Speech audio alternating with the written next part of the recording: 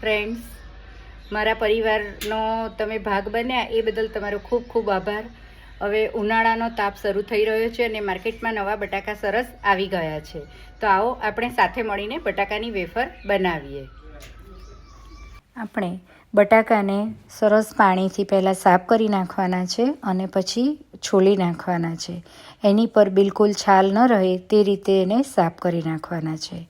ઘણા લોકો ધોઈને છાલ કાઢ્યા વગર પણ એની વેફર કરતા હોય છે, પરંતુ હું તેને ધોઈને છાલ કાઢીને પછી જ યુઝ કરું છું. હવે એની આપણે વેફર કરી નાખવાની છે. વેફર પાડવાની સંચામાં સરસ રીતે વેફર પાડવાની છે. એક જ સરખું દબાણ આપવાનું છે, જેથી વચ્ચે કિનારે બધે સેમ થિકનેસ રહે, જેથી જ્યારે ચડાવવાની હોય તો એક સરખી ચડી જાય. એ વેફરને આપણે પાણીમાં જ રાખવાની છે કે જેથી કાળી ન પડે, અને પછી સરસ રીતે 2-3 પાણીથી એને ધોઈ નાખવાની છે, જેથી વેફરની અંદર રહેલો બધો જ ક્ષાર નીકળી જાય. એ ક્ષારના લીધે વેફર શ્યામ ન થાય. એકદમ ક્લીન પાણી આવે ત્યાં સુધી આપણે એને વોશ કરવાનું છે. વોશ થઈ જાય પછી આપણે જે વેફર છે એને કાણાવાળા બાઉલમાં લઈ લેવાની છે.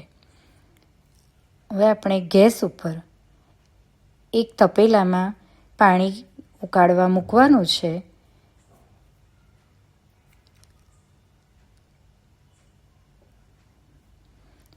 એની અંદર આપણે સ્વાદ પ્રમાણે મીઠું એડ કરવાનું છે.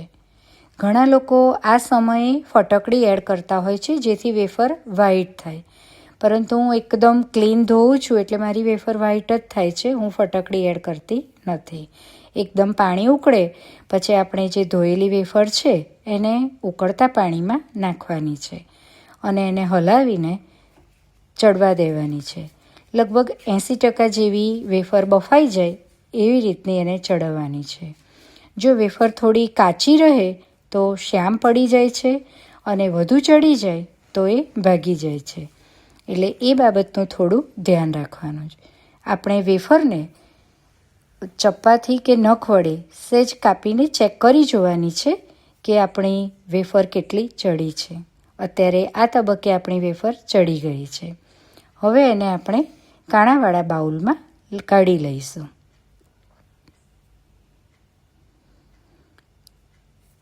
આ એક ગાણની વેફર બધી જ કાઢી લઈએ પછી પાણી ઉકળતું જ હોય છે ત્યારે આપણે જે ધોઈને મૂકી છે એ બીજી વેફર આમાં એડ કરી દેવાની છે અને બીજો ગાણા પ્રમાણે રેડી થશે.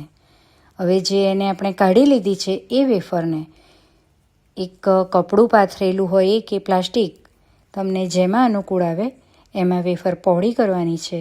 પણ એકદમ ગરમ હોય એટલે એને પહેલાં પહોળી કરી દેવાની અને બહુ જ સાચવીને લેવાની કે જેથી દાઝી ન જવાય. અને એક એક વેફર છૂટી કરીને મૂકવાની છે. બધી જ વેફર પહોળી થઈ જાય, એક આખો દિવસ તડકામાં રહે છે તો સરસ થઈ જાય છે અને પ્રોપર તપી જાય પછી એને ડબ્બામાં પ્લાસ્ટિકમાં પેક કરી દઈએ કે જેથી એને હવા ન લાગે અને 12 મહિના આવીને આવી જ વેફર રહે. એ રીતે એને પેકિંગ કરી દેવાની. બહારથી ભેજ ન લાગે એટલે પેપર મૂકીને પાછો ડબ્બો ઢાંકી દેવાનો. હવે આપણે તેલ ગરમ કરી દઈશું અને એમાં વેફર નાખીને તળી દઈશું.